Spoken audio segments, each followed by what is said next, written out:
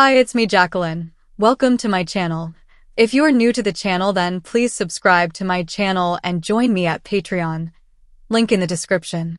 As I puckered up, she carefully applied the color to my lips. The texture was very creamy but had no perfume. She stood back and looked at Georgie to see what her reaction would be. I looked in the mirror and was taken aback by the subtle shade now lining my mouth. Georgie nodded her agreement and began chatting with the assistant. They spoke for less than a minute before Georgie asked me to step up into the chair because you're going to have a makeover.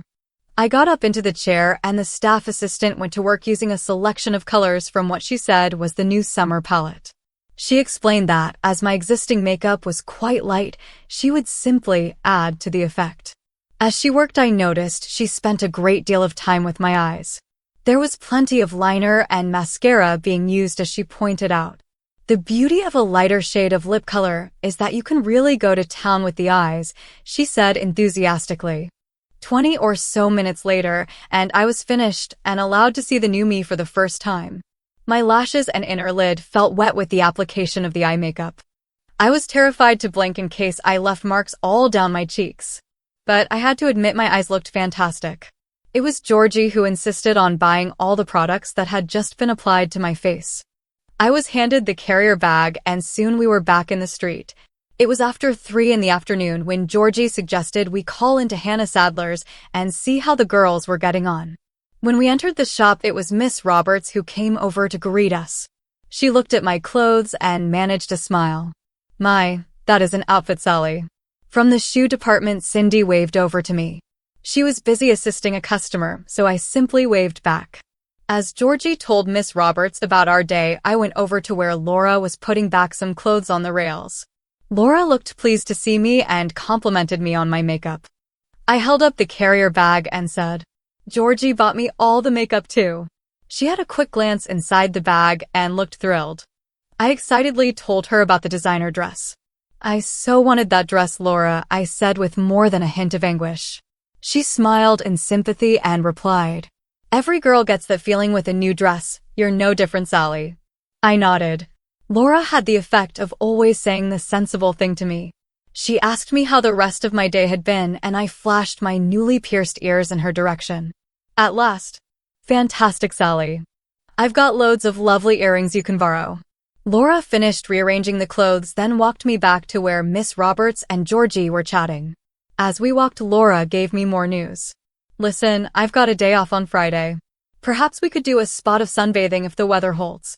I was not sure what Friday was going to involve training-wise, but I did not want to say no right away. Laura looked at me then went on. "Oh, don't worry. I've got a spare bikini and things you can have."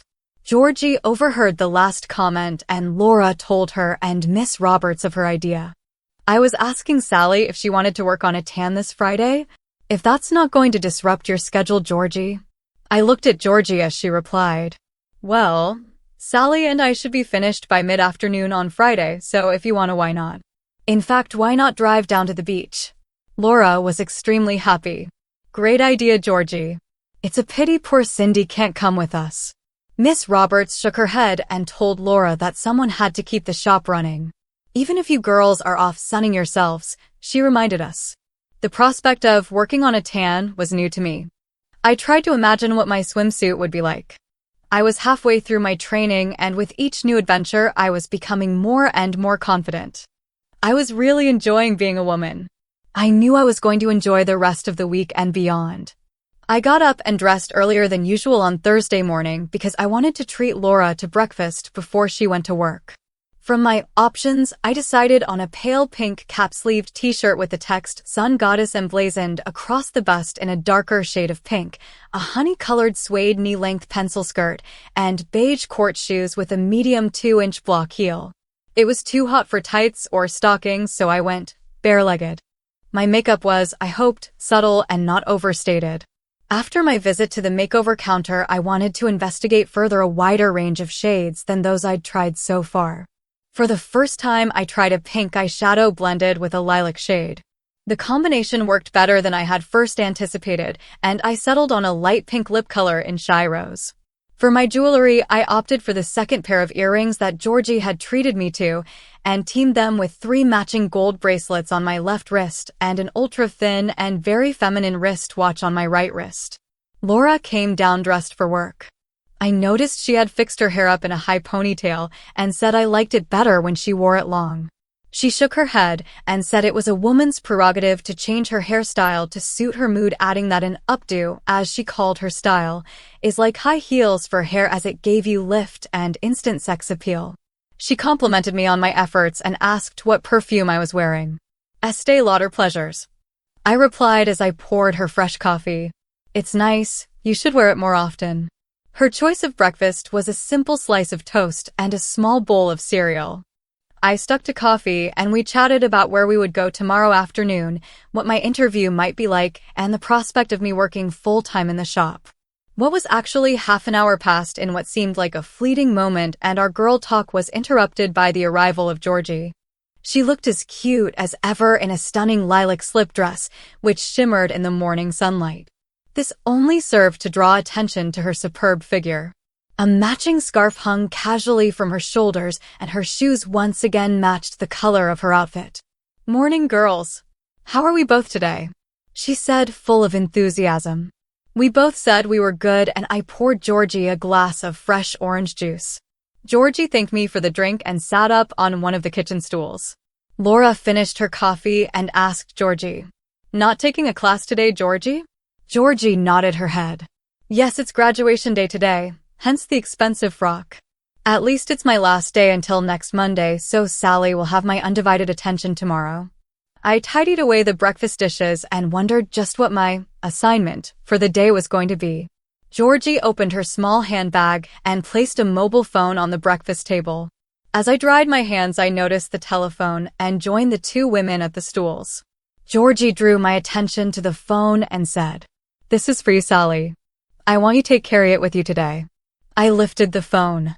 From my planner, it was clear that going out days would be Wednesday and Friday, so I asked, "What are we doing today, Georgie?" She smiled and shook her head. "Not we, you. Today, Sally, I want you to go out and have yourself a bit of fun." I nodded but was not quite sure what was expected of me. I did not wish to appear slow, but asked her what it was she wanted me to do. "I want you to be yourself, Sally," came the reply from Georgie. From her handbag, she handed me a small appointment card. It was from a hair and beauty salon, and there was a time of 1:30 written on one side and the name Mandy on the other. "Although I've taken the liberty of making you an appointment to get those legs waxed. Mandy's great, she does me too. And the end results will far outweigh the pain." From my previous readings, I could only image what the pain would be like, but the chance to ditch the razor was a big plus. As the results would last up to 3 weeks, it didn't seem too much of a sacrifice top pay for satin smooth legs. I thanked her for making the appointment, then she told me, "While you're there, you might want to make a repeat appointment for the following month. I reckon your hair will be just over the top of your shoulder by then, and that's fine for styling." Afterwards, I was to spend the afternoon window shopping, trying out cosmetics, and treating myself to lunch. This seemed very much the same as we had both done the previous day, but Georgie was first to point out, "This big difference is that I'm not going to be there to take you round. You'll be out on your own to do what you wish." This seemed simple enough at first, and I said I would give it my best shot. Laura agreed with Georgie that I should keep the mobile phone on just in case I ran into any difficulty. I said that I would, but then told them I had no money to pay for anything. When Georgie handed me over £200 in cash, she told me to treat it as an advance on my first full week's wages. I took the money but felt uneasy about it. After all, I had already been generously supported over the last few days. How would I manage to pay it back? But I already owe Miss Roberts £50 from Saturday night, not to mention the £600 she paid towards my rent.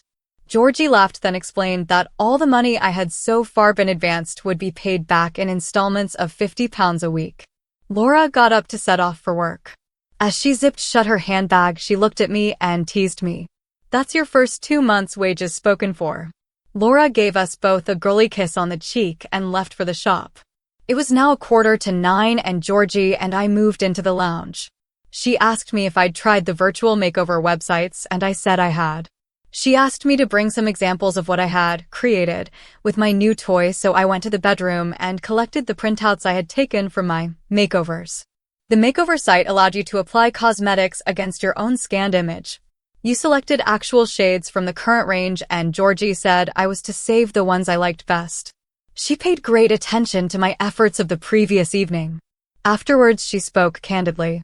"These are quite good, some of them anyway. I'm glad you made a list of the products you used." She gave me back 2 of my set of makeovers and told that I should purchase the listed cosmetics because you really suit those shades and there should be no bother getting them in any high street. Georgie was pleased that I was starting to take a real interest in my appearance, and I felt elated when she also said I looked particularly feminine today. "Is that pink eyeshadow you're wearing today?" she asked, noticing my makeup for the first time. I nodded and asked if it suited me. She nodded and said it was right for a girl to try new combinations. She said it was now time for her to get to work. From her bag, she handed me the spare set of keys to the flat. "You'll need these from now on," she said with a smile. I accompanied her to the door and she asked if I wanted a lift into town. "I'll tidy up here first, then catch the bus." My response delighted her. She pecked me on the cheek and said, "Good for you, Sally. Don't spend too long doing housework, though." After waving her off, I returned to the lounge and made a note to set off about midday, as that would give me time to put away any clutter from the previous night. I also wanted to freshen up before I left.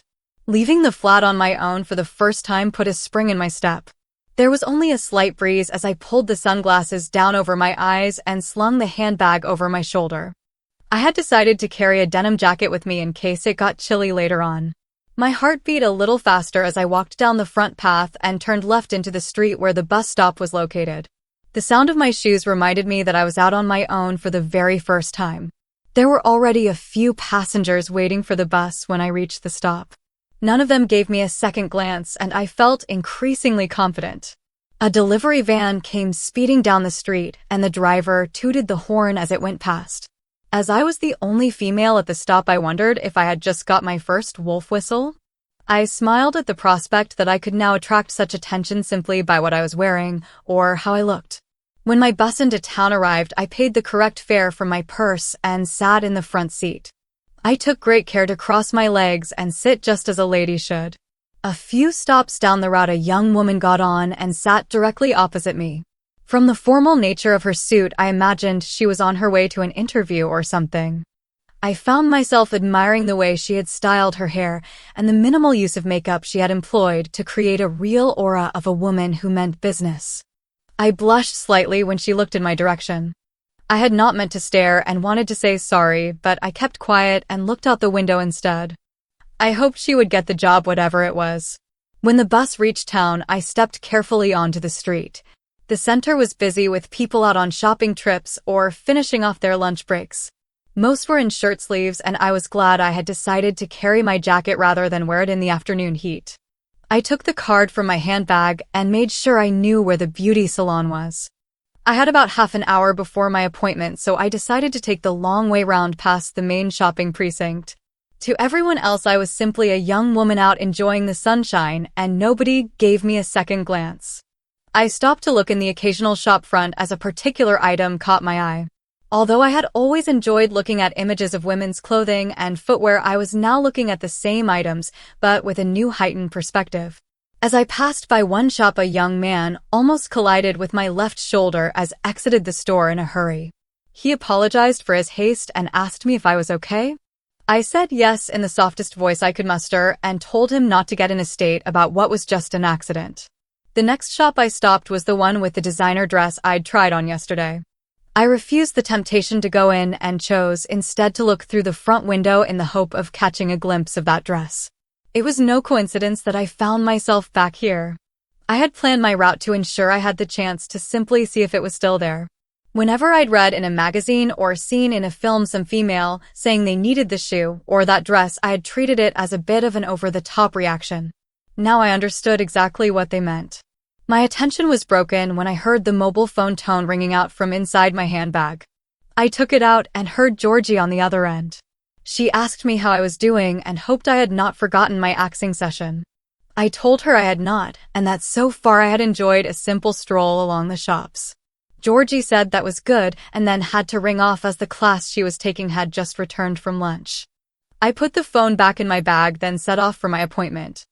Please subscribe for the next part and visit my Patreon page for early access.